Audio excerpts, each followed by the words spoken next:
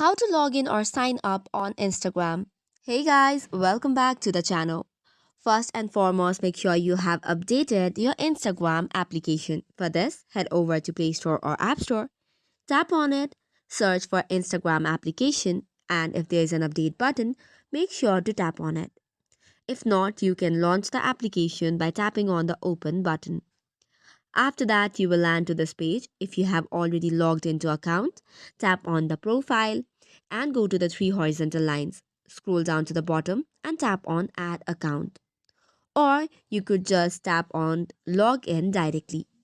Now that you tap on log into existing account, you will see different accounts that you have already logged in.